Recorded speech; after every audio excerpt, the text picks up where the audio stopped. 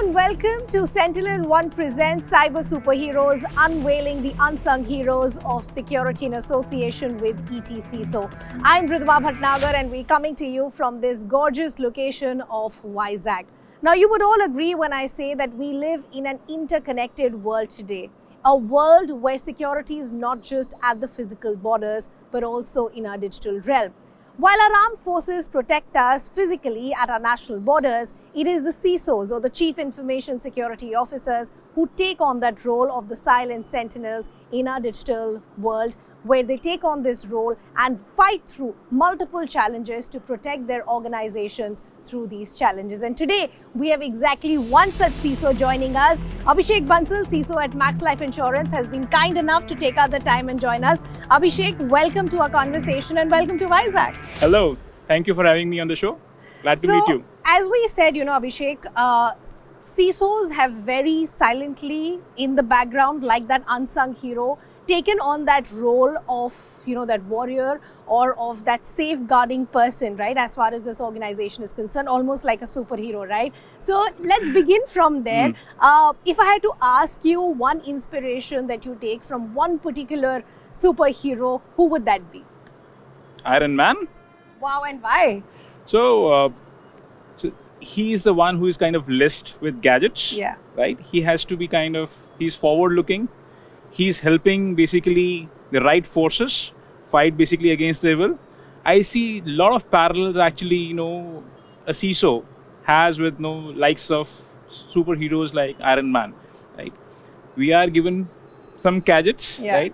And it's a completely digital world where these malactors kind of act against the organizations, against the industries, against the nations, right? It could be espionage, it could be basically, taking data for money. It could be taking your organizations down.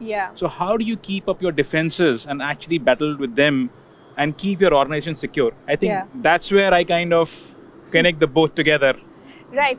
Because we said superheroes, so when we speak about superheroes, we have to speak about the superhero power as well, right? So you said Iron Man. So is there a particular superhero quality that you see in Iron Man that you wish to either imbibe or you see something that you would want to use in your day-to-day life, in your role as a CISO? I think absolutely. It's my wishful thinking one day, right?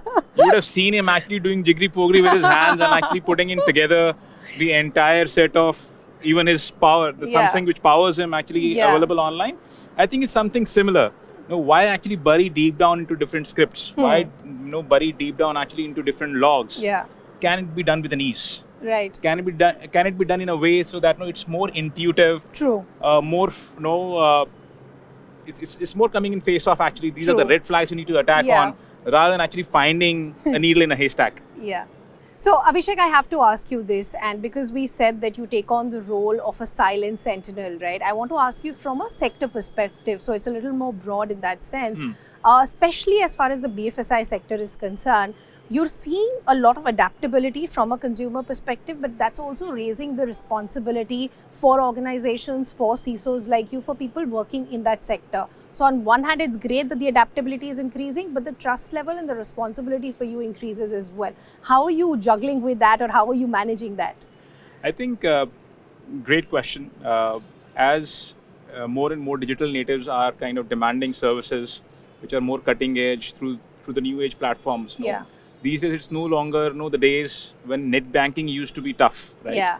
Or where you're seeing actually websites only as a conduit to provide services. These days, it's also a lot of web apps. People want things through social media handles. People want to use it as they consume actually different apps in that seamless manner. The more you do so, right? And there is a sizable revolution which has happened in India with the advent of this entire India stack, UPIs put together. I think there is an immense pressure in terms of how you deal with data security put together. Right? For example, I belong to an insurance industry. In an insurance industry, you have huge amount of data in terms of it's customer personally identifiable information, medical data, financial data, all of that put together. Now you just imagine this data getting dispersed into multiple assets. And when it is multiple assets put together, you need to secure all of them, and you never know where the adversary is going to come from. Absolutely. So I think that makes the problem a little difficult. But we need to be there where the customer demands and where the customer is. Yeah. So you really need to secure all the interfaces put together. Yeah. And deploy different technologies which can give you that visibility into assets. Absolutely. And really see where the bad actors are coming, what are those malicious intentions, and how do you kind of bolster up your defenses against all of those, irrespective of the environment. So that's what the demand, that's where you need to do the dance. Yeah. So, that's a great answer, but that also leads us to the other question, which is your compliance regulations as well, right? This is again a sector at large which has a lot of compliance issues, whether it's the RBI, GDPR, so on and so forth. You also need to be more agile, you need to be more innovative, you need to think on your feet, because you're looking into a future that's unpredictable, right? From a sector perspective as well. Again, how do you manage the two? Again, a great question. I mean, the way we see it is, no doubt, from a risk lens, definitely you need to see 2 steps ahead. Yeah. But compliance actually helps. Yeah. I think regulator takes in... It puts the safeguards in place, absolutely. Right?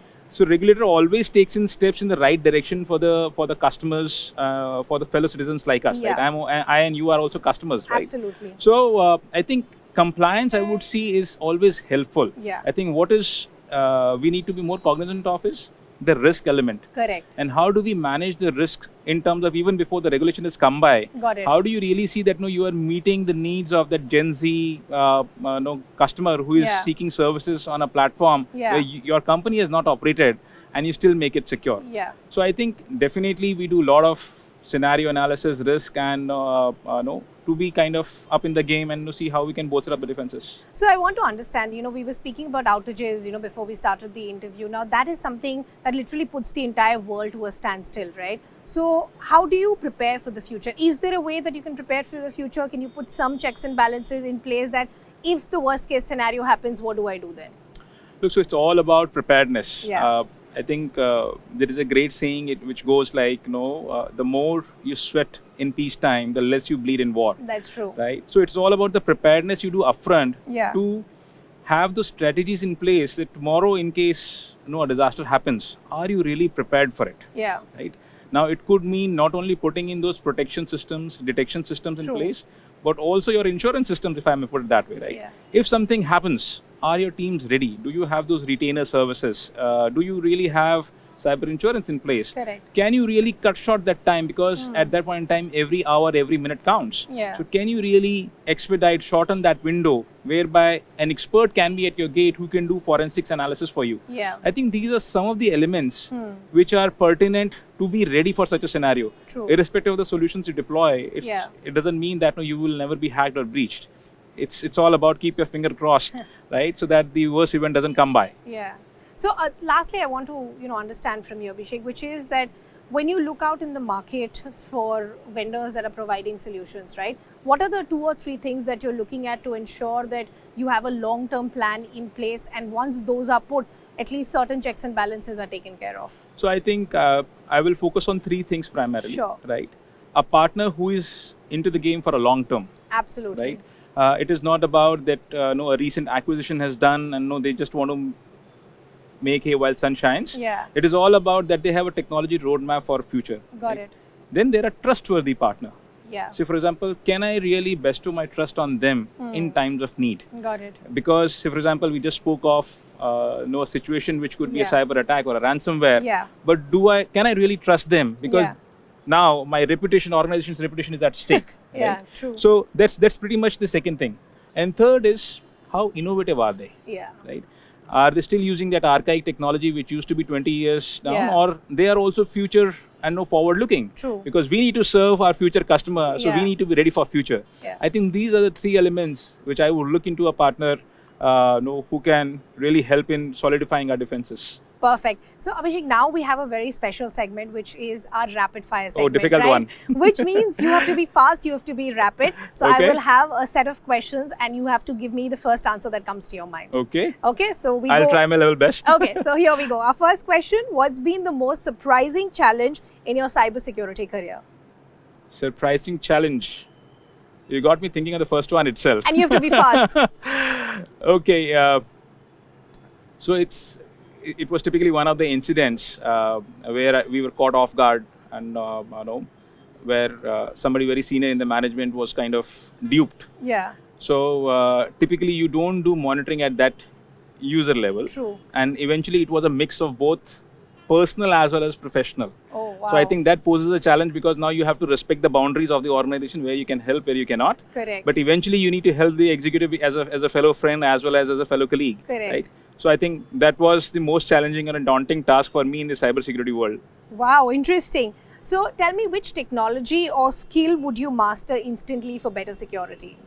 All right. I would... so again, and I think the same Iron Man question, if I will put it, I would love to kind of ingest tons and tons of data and splurt out basically the response in a split second. Yeah. So basically crunch down on the response time, right? How do you juggle short-term security with long-term goals? So I focus on long-term rather than short-term. Okay. Yeah. So that's my strategy for it. Okay. What non-work experience shaped your view on risk management? Oh, why? Dealing with kids. That's a good one. You never know what will be their next action or next demand. So tell me, which book, podcast or resource outside of cybersecurity has had an impact on you? Okay. So it's pretty much, I don't know the name of the podcast. I kind of followed it and looked at it on YouTube. Okay. But it was a podcast with Dr. Velumani. Okay.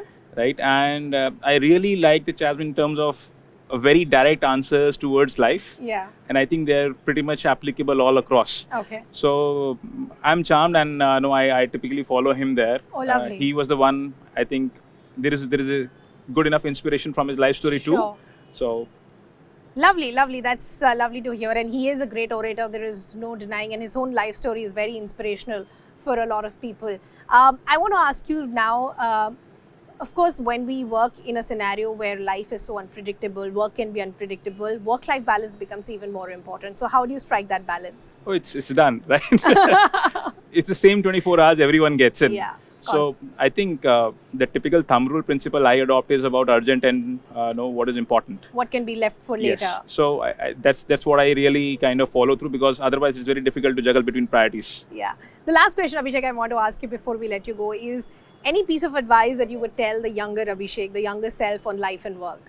So focus on long term. I think the younger generation looks for instant gratification. I think focus on long term. There is a lot to learn. Focus on learning. I think rest everything falls in place. Perfect. I think that's a perfect note to end this conversation. Abhishek, this has been a pleasure chatting with you. Thank you so much. We hope you enjoyed being in this gorgeous city and you enjoyed the conversation as much as we did. Look forward.